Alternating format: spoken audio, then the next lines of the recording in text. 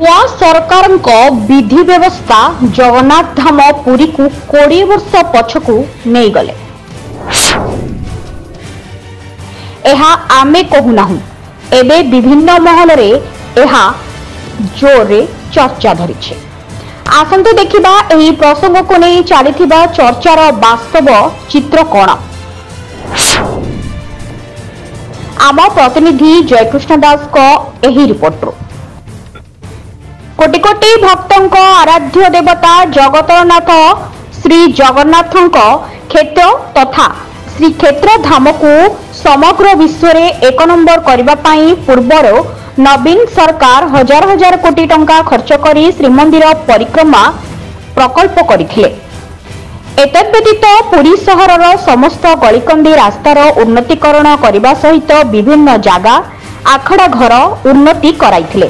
प्रत्येक जगह घरे कल्याण मंडप पार्क करबा सह पर्यटकों आकर्षण पाई समग्र बेलाभूमि अंचल एवं वीर हरिकृष्णपुर समुद्र मुहाणर रास्ता आलोकीकरण करा जायतिला। नरेंद्र कोणठारे जानवाहन स्वतंत्र पार्किंग व्यवस्था सहित महाप्रभुଙ୍କ विभिन्न बेसर म्यूजियम करथिले। सहरर समस्त साही गलिकंदीरू अलिया उठाइबा व्यवस्था स्वर्गद्वार रे संस्कार पाई आसुथुबा शववाहक माने जेपरी कोनोसी ठकामीर शिकार न हेबे सेथिपाई सुव्यवस्था करथिले। मात्र निर्वाचन रे सरकार बदलिबा परे एबे सब किछि बदली गलानी।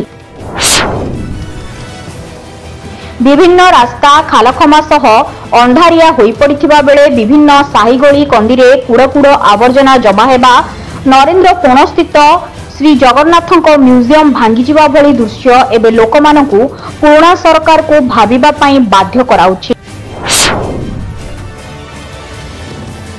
सहर रे आईन श्रृंखला बिगड़िबा श्रीमंदिर ठारू मेडिकल छक रास्तार दुई पार्श्वे माड़ माड़ उठा दोकानी द्वारा रास्ता अवरोध विलंबित राति जाए बेआईन निशा कारोबार भूदान ठारू आरंभ करी विभिन्न होटेल और लॉजिंग रे खोलाखोली देह बेपार एबे सहरवासी को अतिष्ठ कराइबारे लागिछि। विगत 20 वर्ष रे तत्कालीन नवीन सरकार कच्छप गति रे पुरीर जेतिकी विकास कराइथिले ताहा एबे ध्वंस स्तूप रे परिणत हेबारे लागिछि। एपरिकी वर्तमान सरकार शासन कालर शिथिलता को लुचाइबाको जाई निजको श्री जगन्नाथ श्री बलभद्र और देवी सुभद्रा सह तुलना करिबा भिन्न एक वातावरण सृष्टि करिबारे लागिछि।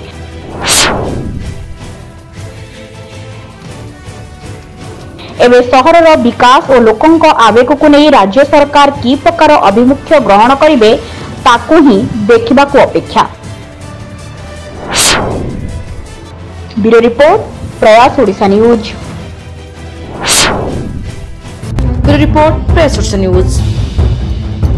ओडिशा न्यूज को अपडेट पाई शेयर लाइक सब्सक्राइब करंतु।